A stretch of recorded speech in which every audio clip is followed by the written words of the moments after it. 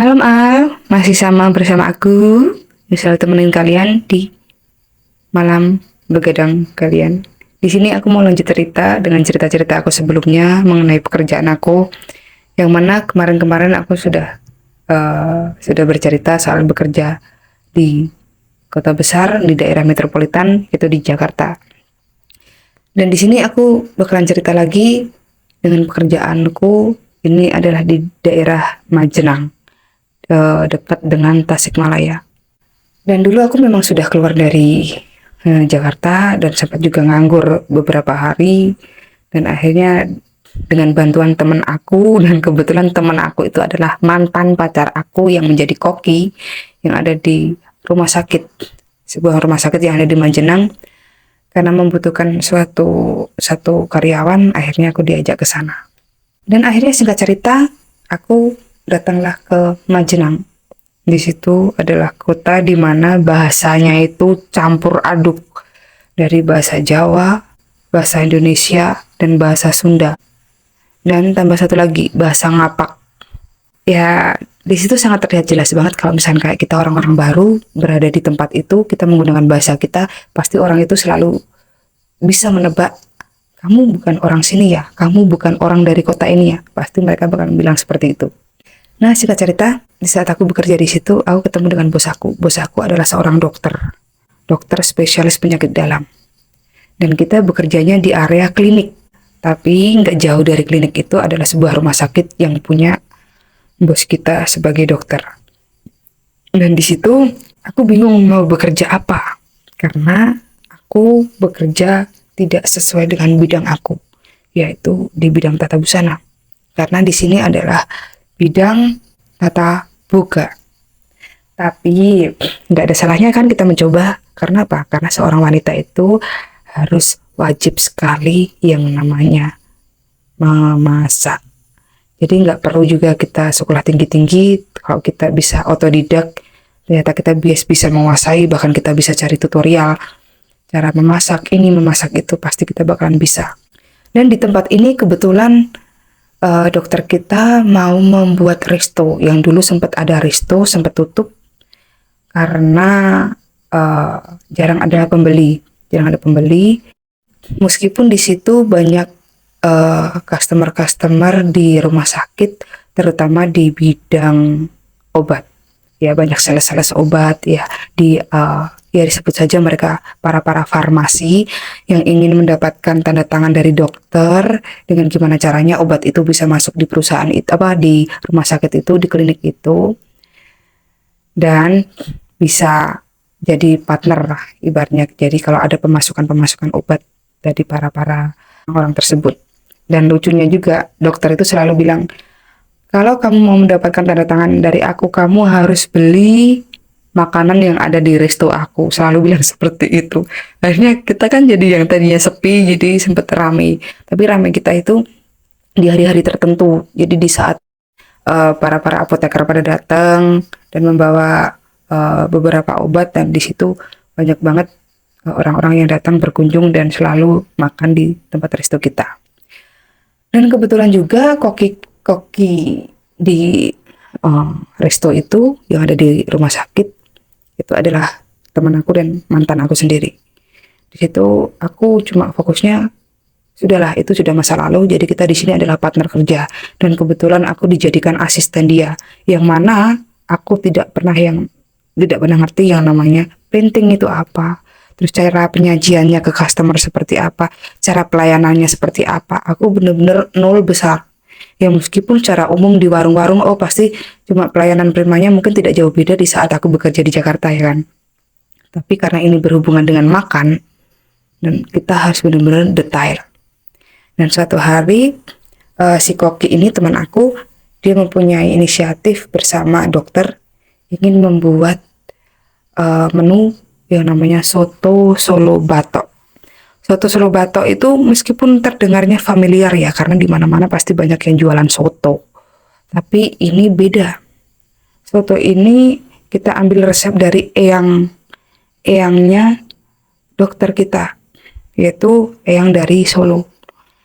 Nah, soto Solo Batok itu, kenapa kita ambil tema itu? Karena itu berasal dari Solo, yang menyarankan. Dan kenapa disebut soto Solo Batok? Karena penyajian kita menggunakan batok. Batok tahu itu adalah apa, kulit mungkin ya, kulit atau tempat dari buah kelapa itu.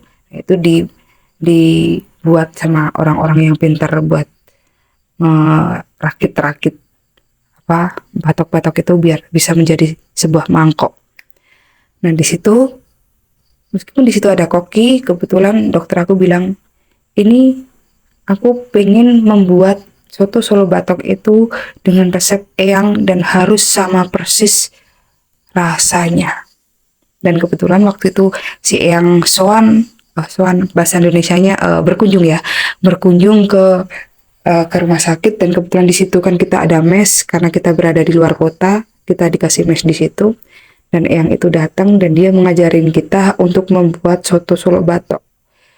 Dan kita nggak hanya biasa kita membuat soto biasa, yang penting soto bumbunya ini udah selesai. Enggak, karena kita di dalam sebuah kuah soto ini kita harus mencampurkan semua bumbu-bumbu komplit di situ. Dan kebetulan Eyang itu mengajari kita ada 25 rempah-rempah yang harus kita masukkan ke dalam kuah soto itu.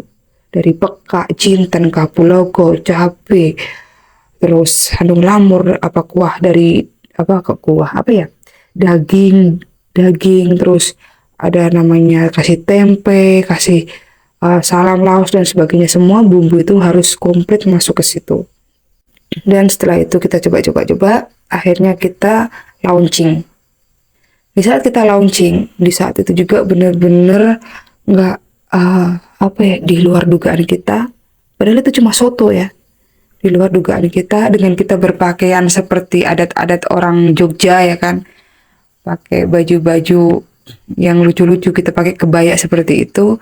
Dan sempat aku difoto jadiin background di situ.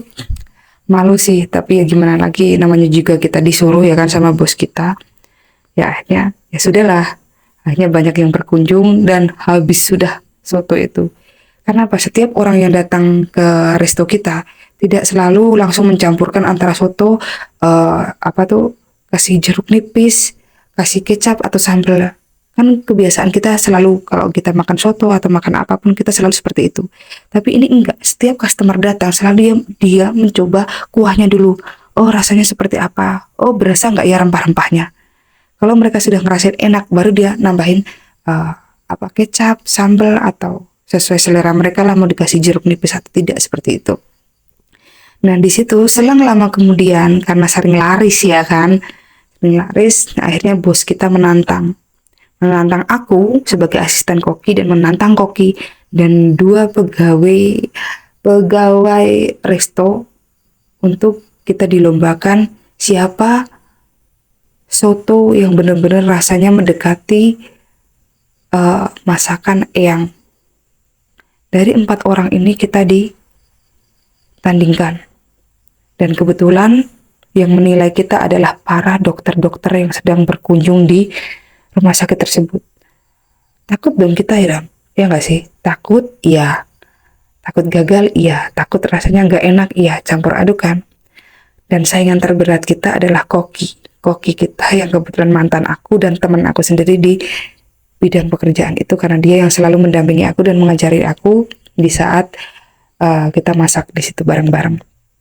Dan hari itu tiba dan tantangan dimulai. Setelah kita memasak dengan ada di suatu dapur, karena di situ banyak banget kompor ya kan, kita bisa masak di mana aja. Di situ kita ditantang buat masak sesuai bumbu, sesuai apa yang diberikan sama Eyang.